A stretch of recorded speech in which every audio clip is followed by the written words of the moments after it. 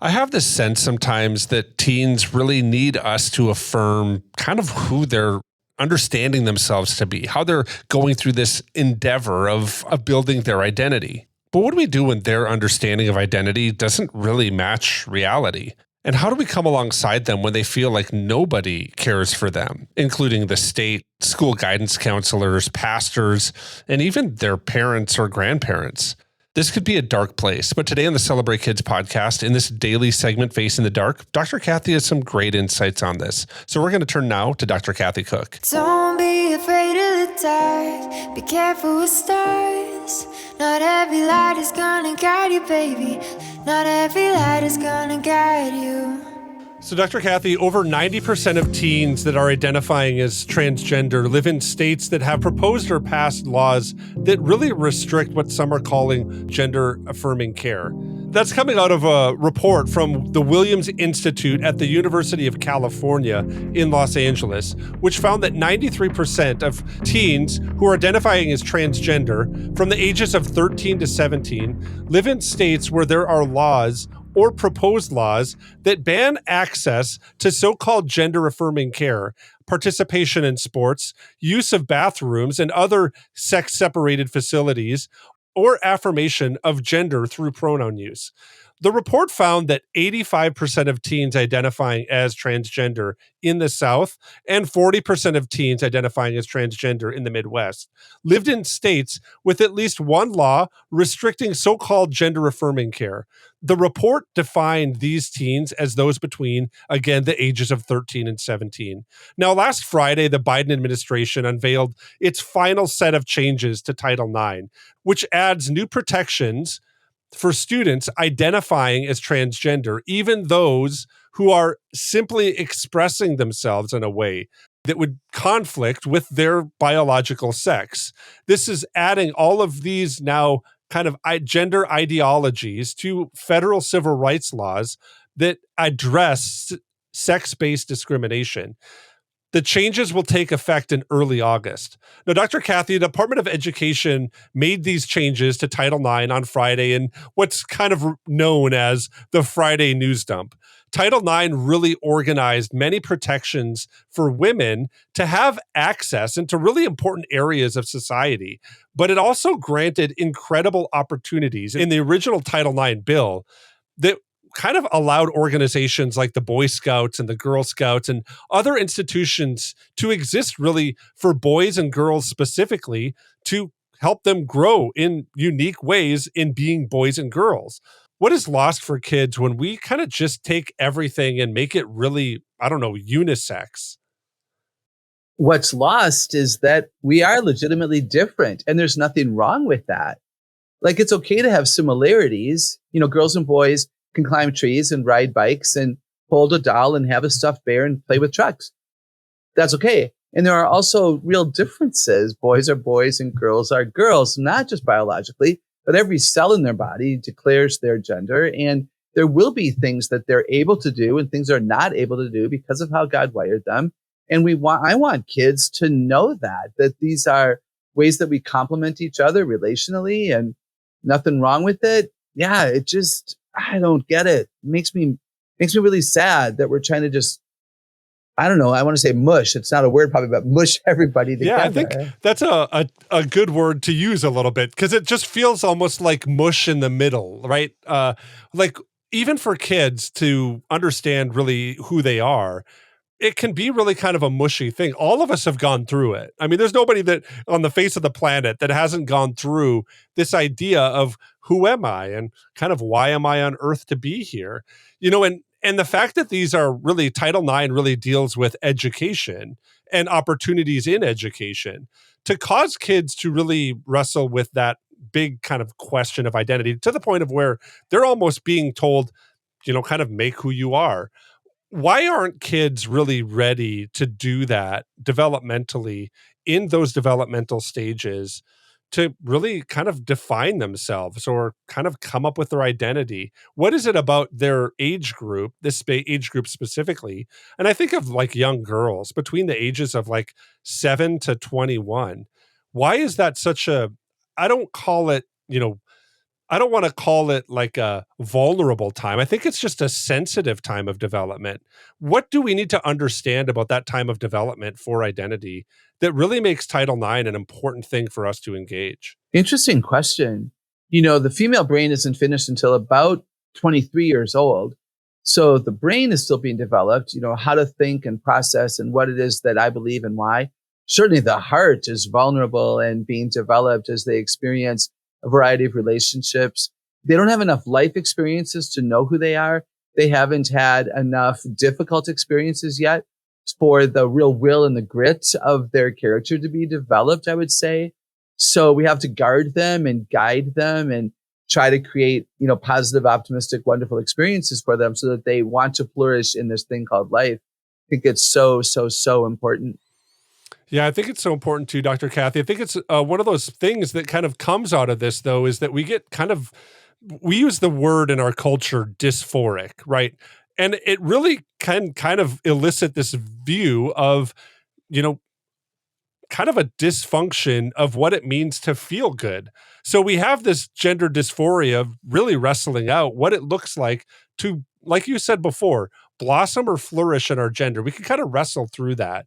In your book, Five to Thrive, you highlight how important it is for kids to have a place of security as they grow and I would say kind of flourish so they don't have, dysphoria. They can have euphoria, right? Inside of being kind of who they are.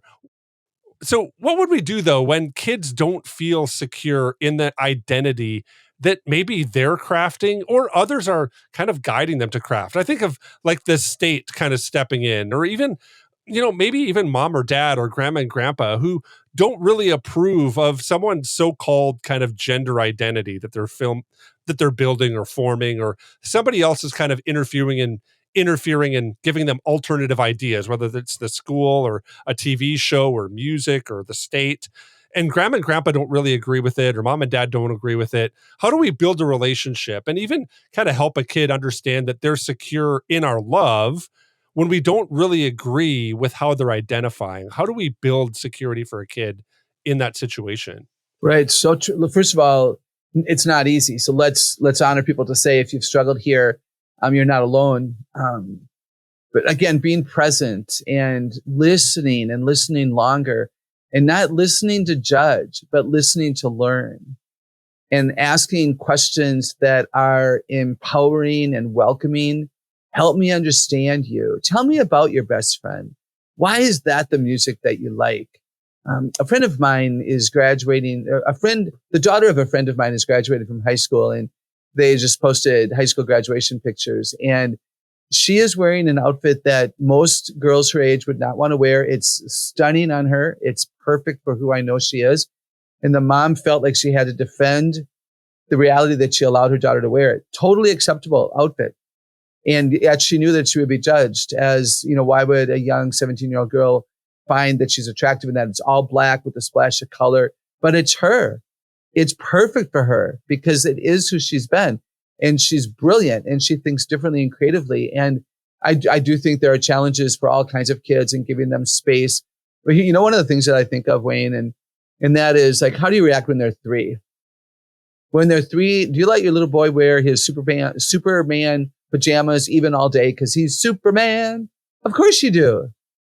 And you even brag about it, that he's the best little Superman ever, And then when they're 6 and, so there's something that there's a freedom when they're little because we know it's it's a phase. It's not permanent.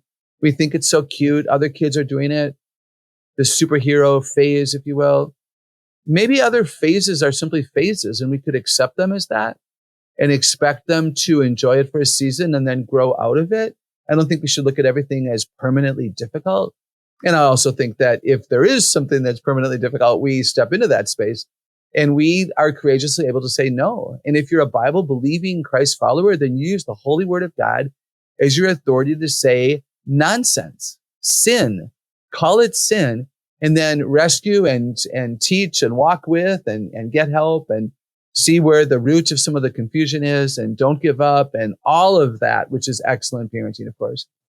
Yeah, Dr. Kathy, I want to kind of close with this idea that I think for kids, oftentimes, perception is reality. And I would say that probably for adults too, right?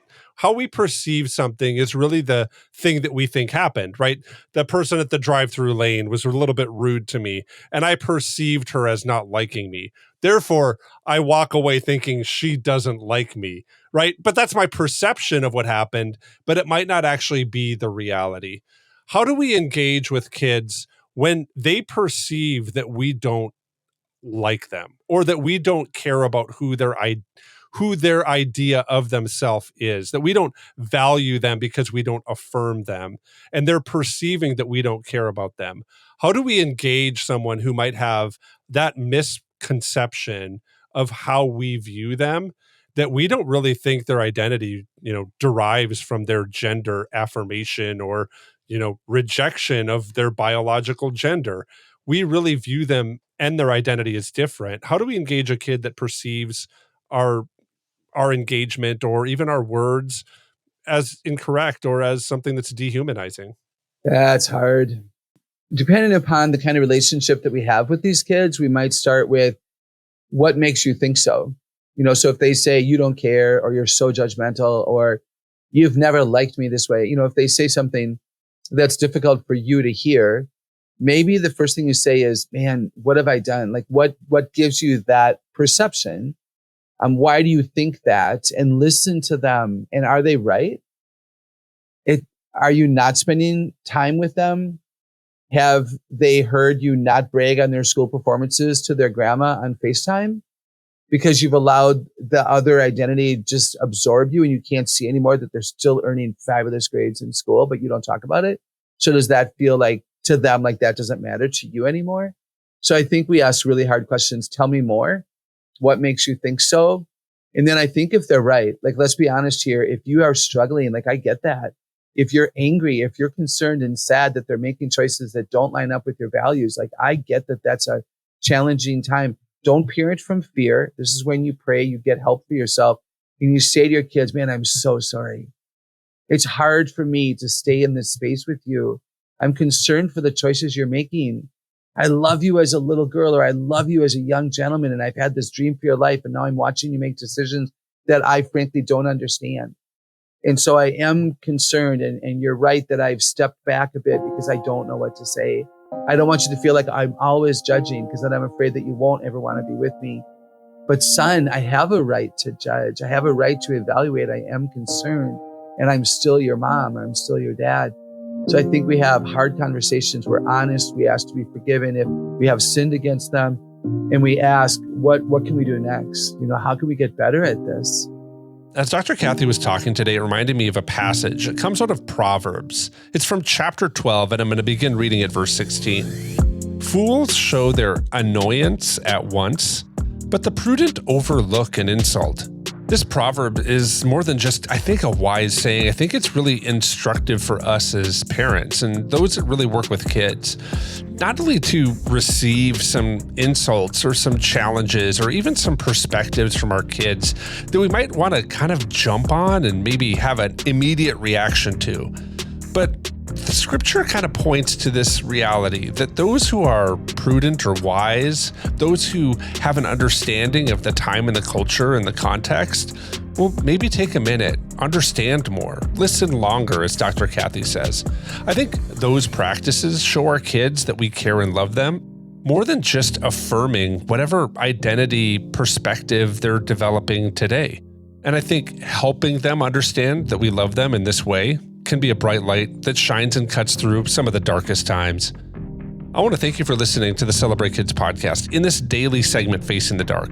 On behalf of Dr. Kathy Cook, my name is Wayne Stender, and I'm so thankful you're listening, and we're looking forward to seeing you here again tomorrow.